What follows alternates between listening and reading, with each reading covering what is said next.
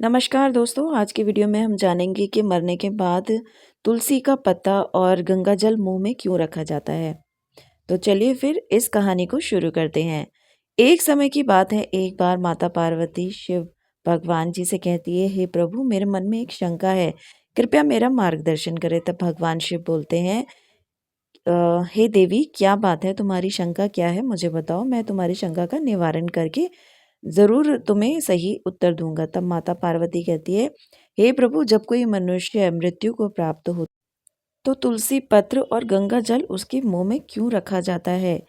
इसमें क्या कहानी है कि उनको ये दिया जाता है और इससे क्या फल की प्राप्ति होती है? तब भगवान शिव कहते हैं, हे देवी, तुमने जो प्रश्न पूछा है वह समस्त मानव जाति के कल्याण हेतु अत्यंत उपयुक्त है। हे देवी, तुलसी पत्र से संबंधित मैं आपको एक पवित्र कथा सुनाता हूँ। आप इस कथा को ध्यान से सुने। शिव जी ने पार्वती माँ से कहा। तब पार्वती माँ कहती है, हे प्रभु, मैं इस कथा को पूरे ध्यान से सुनूंगी और लोक कल्याण हेतु इस कथा का प्रसार भी करूंगी। तब भगवान शिव कथा सुनाना आरंभ करते हैं। हे देवी, गंगा तट के किनारे एक भील परिवार रहता था, जिसमें 5 भाई अपने बहन के साथ रहते थे।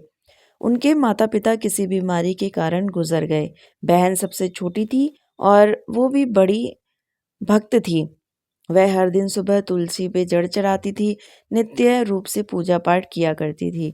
यह पांचों भाई हर रोज जंगल में जाकर शिकार करते थे और जो भी मिले उसे घर लाकर पकाकर खाया करते थे। उन लोगों का यह रोज का काम था और बहन घर के काम करके भाइयों की सेवा करती थी। उनके लिए खाना बनाती थी और घर के सारे काम वो करती थी। फिर एक दिन उसका हाथ एक बार चाकू से कट जाता है, क्योंकि जब वो खाने के लिए मछली लाए थे तो उसका हाथ भी मछली काटते हुए कट जाता है। फिर उसके हाथ से खून बहने लगा, तो उसने जब उस रक्त को दीवार पर पोंछना चाहा तो सोचा कि भाइयों को इस बात का पता लगने पर बहुत बुरा लगेगा। अगर कपड़ों में पोंछ लूं तो वह उनकी नज़रों से बच सकता है। इसलिए उसने उस रक्त को मछली में ही डालकर मछली को पका दिया।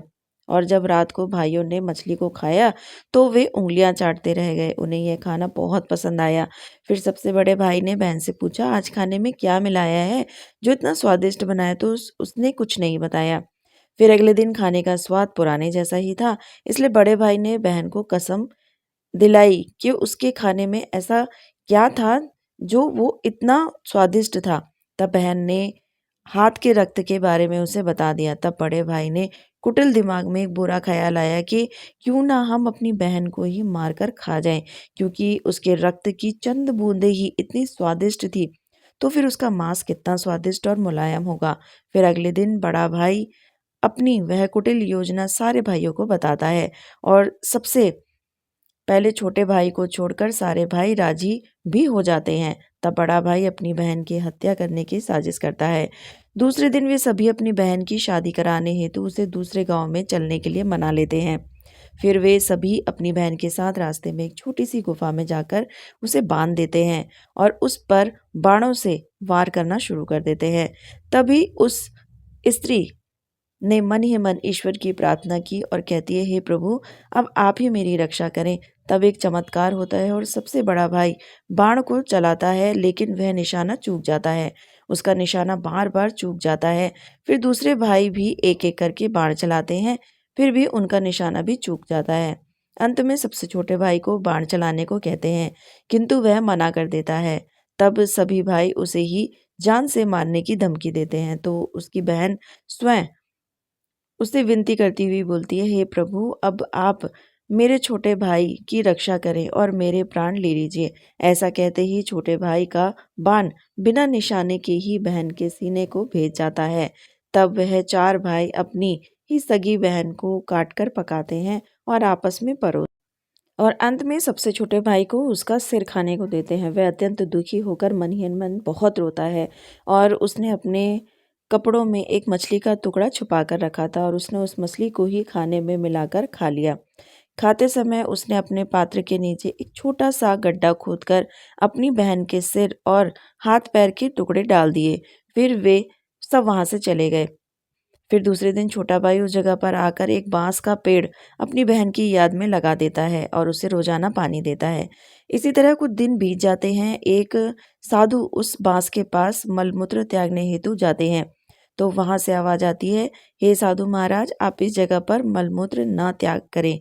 तब वह साधु आश्चर्य से एक बांस के टुकड़े को काटकर अपने साथ रखते हैं और एक बांसुरी बना देते हैं। जब भी वह साधु बांसुरी बजाता था, उसमें से एक स्त्री की सुंदर आवाज आती थी जो कि गाना गाया करती थी। वह साधु उस बांसुरी को बजाते हुए अपना जीवन यापन करने लगा।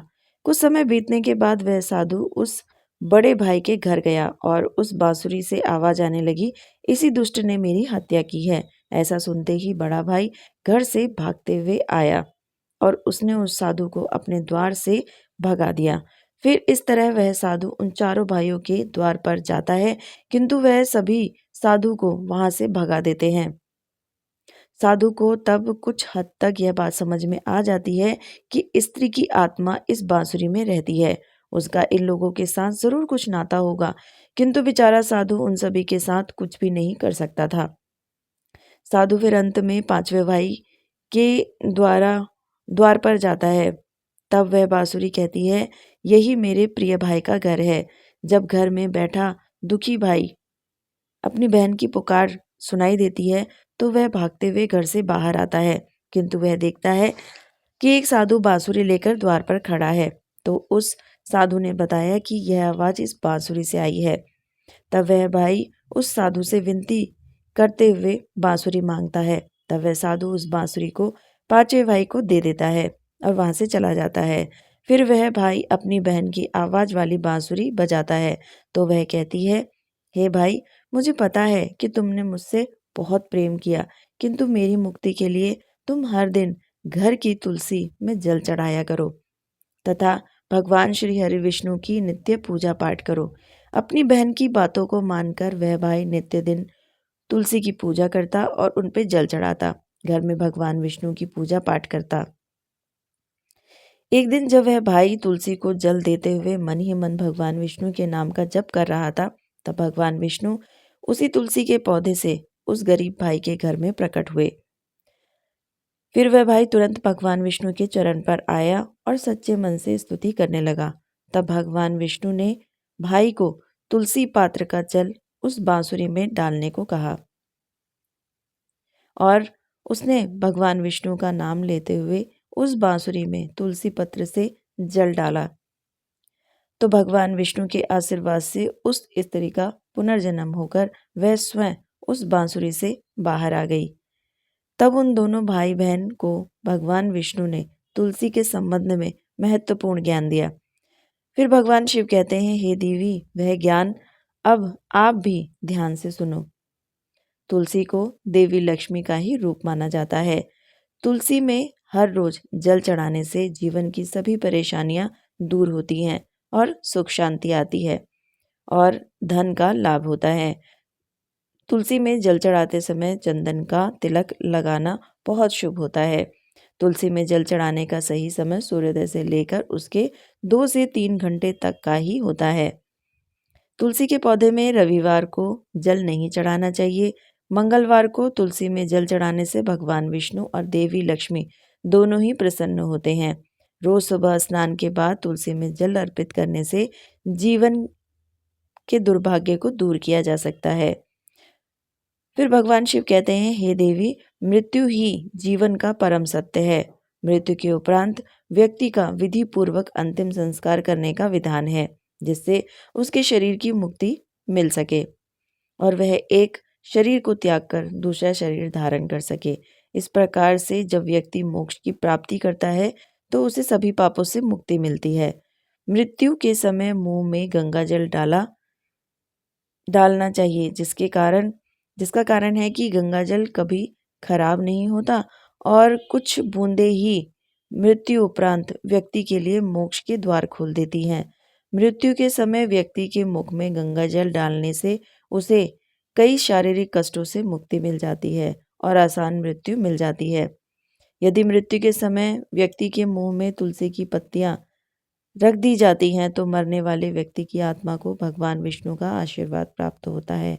और संसार की मोह माया से भी मुक्ति मिलती है।